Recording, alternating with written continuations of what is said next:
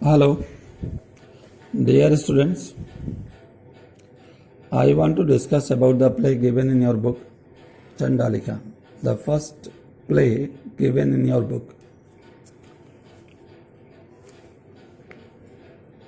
About this play, I would like to tell you about a girl who belongs to an untouchable class, but she had fallen in love with a hermit. Ultimately, what happens? The hermit or the Buddhist monk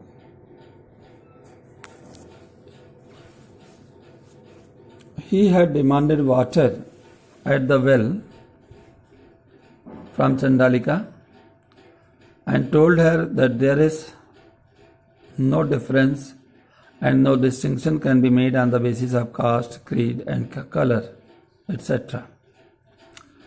And the message that was given by the hermit, that was very much inspiring, motivating, and somehow she could be able to get confidence from his lectures.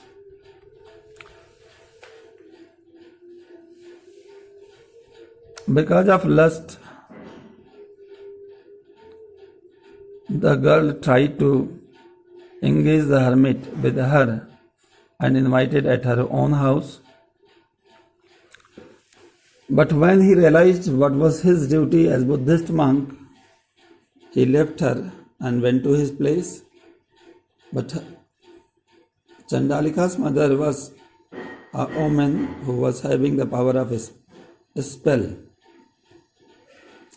She could cast a magic, and on the basis of her magic, due to persistence of her own daughter, she tried to call the Buddhist monk back at her own house because of her intense love with the Buddhist monk. Ultimately, what happened to her mother? Because of her spell, she met to her end, and she had warned her daughter not to do such kind of act. In her self-realization, her mother had been a source, but even after that, because of her intense love and lust, she wanted to have the Buddhist monk at her own doorsteps. On the basis of this play, there are certain questions which are given in your textbook. Why does something so ordinary and commonplace as giving water to a wayfarer become so significant to Prakriti? Prakriti was a Chandal, the lowest of the untouchables. All her life she had suffered the torment of belonging to a low caste. Her suppressed past had made her forget that she too had the right to serve. But when Ananda, the Buddhist monk, asked water from her, it was the first time she realized that she could serve her too, serve him too. Self-consciousness dawned on her, and she got her new birth free from the blot of Chandal. That is why the ordinary act of giving water became so significant to Prakriti. Why is the girl named Prakriti in the play? What are the images in the play that relate to this theme? The dramatist has aptly named the girl as Prakriti. Prakriti means nature. Every man is bound to the laws of nature. Nature brings foundations, responsibilities, and desire. Nature forces man to abide by the rules and by the laws of society, and links him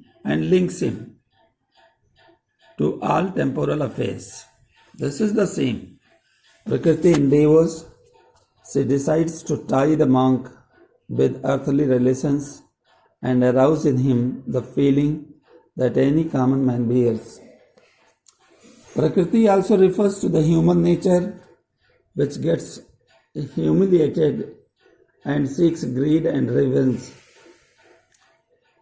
The dramatist R.N. Tagore has related to this theme with images. For instance, Prakriti's clothes are as green as the tender rice shoots. She wears a scarf like the champak flower. Further, her desire to bring the monk from heaven to earth is immense. How does the churning of emotions, this is the next question.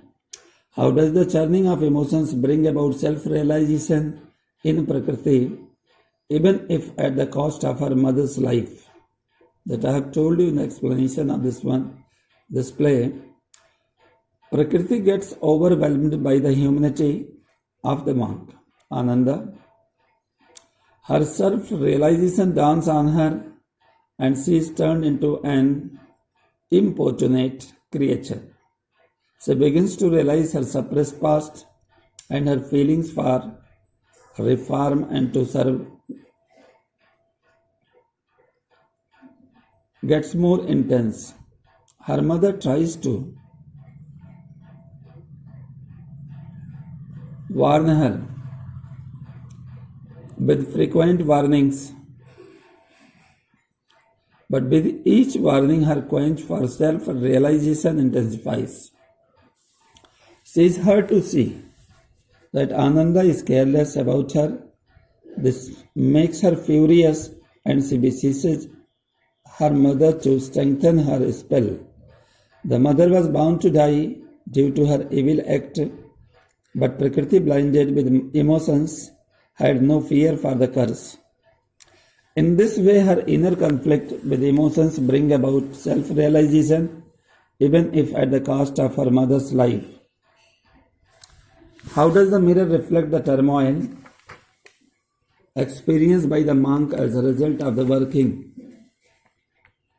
of the spell? The magical mirror was given to Prakriti by her mother. The mirror reflected the monk's psyche, which Prakriti could see through it. In it she could see the flames forcing the legs of the monk. The angry flames were the chains of the spell meant to enslave him. He means the Buddhist monk. His eyes were growing red and anger was piercing his own breast. The mirror reflected the tumult which was visible on his face. His face was mazed, all glory gone, with no radiance. The mist which had gathered on the mirror was symbolic to the power of evil, spelled to dupe the monk. In this way, the mirror reflected the turmoil of the monk. Another question related to this play is, what is the role of the mother in Prakriti's self-realization? What are her hopes and fears for her daughter? This is a very important question, and many times it has given in the board exam paper also. The good mother already knew the consequences of a spell. She had told her daughter that these monks' words are meant to be heard and not to be followed. She had asked her daughter not to dream, but still she agrees to cast the spell on the constant request of her daughter.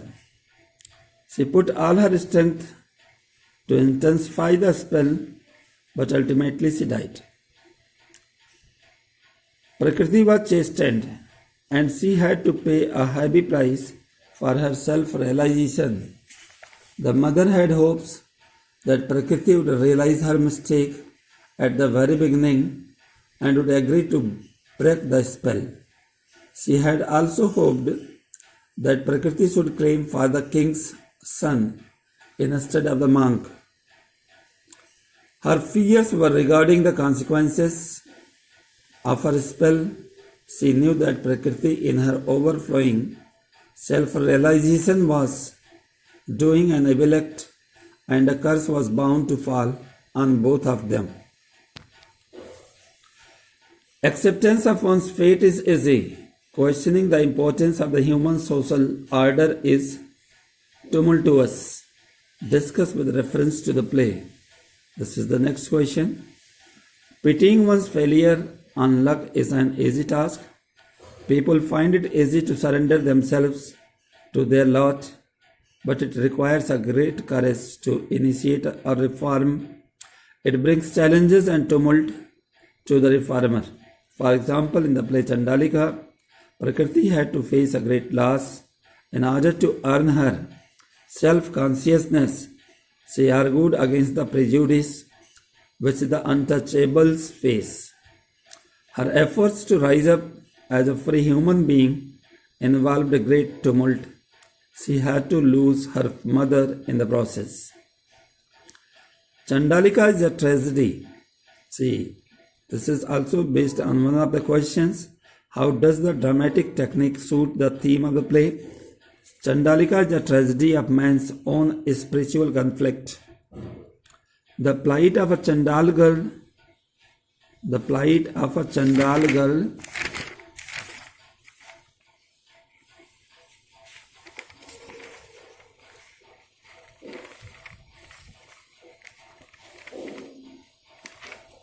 peril of overpowering self-consciousness, the human greed, lust, and the definition of true love are the themes which the playwright has beautifully highlighted. The dramatic technique to congruent to the theme of the play. The dramatic technique is congruent to the theme of the play. The confusion in the very beginning of the play signals the plight of Prakriti. The red angry flames, the thunderbolts indicate the rage of a girl whose caste has been suppressed from ashes.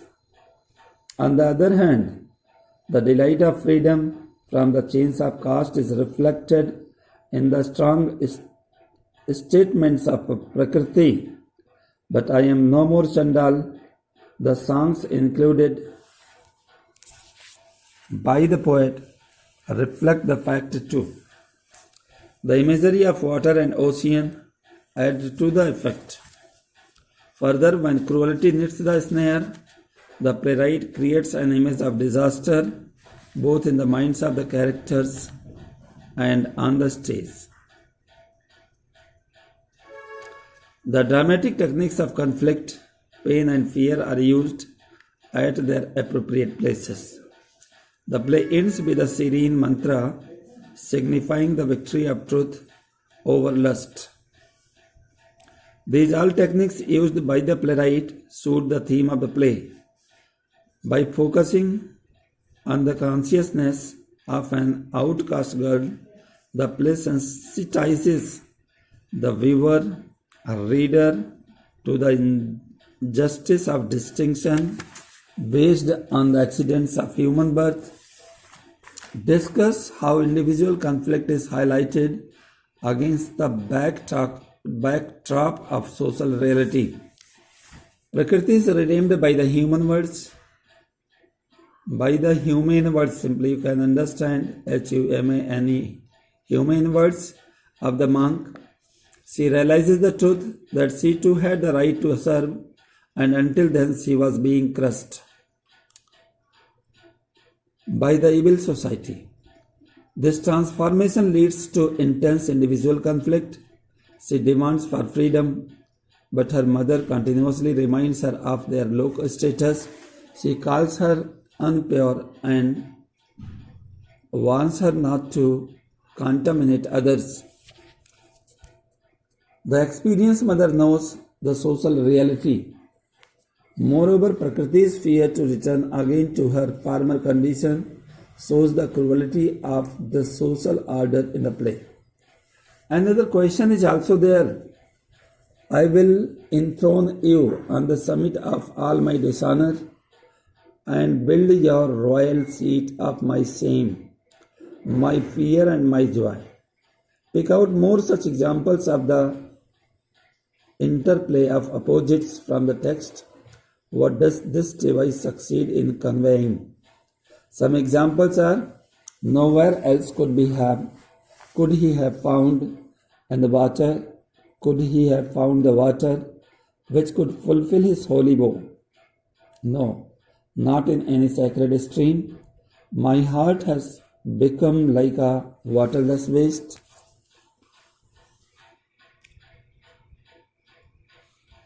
Its water cannot be given. I, a flower sprung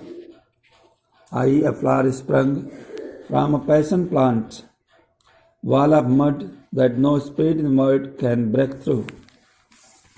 Beast whom he wanted to bind in gold chains, he spoke no word, his word was given. This device antithesis puts together opposite ideas in a sentence to achieve contrasting effect. This device succeeds in highlighting the importance of one thing over the other. Prakriti knows of the same that she would face after achieving the monk, but she would still keep him high in her heart.